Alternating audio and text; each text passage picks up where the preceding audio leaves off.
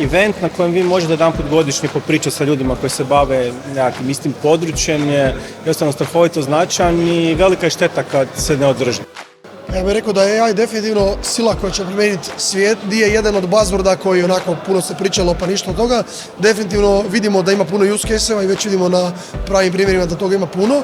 Lagano se učimo da je dijalog mogući kroz virtualno sudjelovanje i mi kao industrija, a kao što vidite i drugi ljudi iz državne uprave i iz drugih organizacija sudjeluju u tome. Lagano se učimo da ti modeli funkcioniraju. Ova kriza, ova pandemija u stvari pokazala koliko jednostavno moramo imati alternativno rješenje i ubrzala je sve procese digitalizacije više od bilo koje reforme i strateškog dokumenta ili nečeg drugog.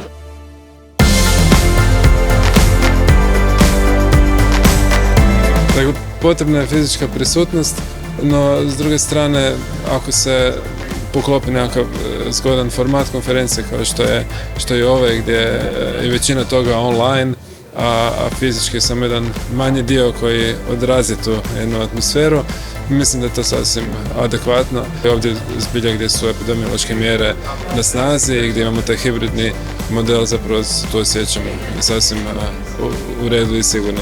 Ovaj hibridni način je po meni bio najbolji način za izvući najbolje od oba svijeta, gdje imamo s jedne strane ovo malo fizičkog kontakta što nam je dopušteno, a s druge strane da dovoljan broj ljudi koji su zainteresirani za područje može pratiti.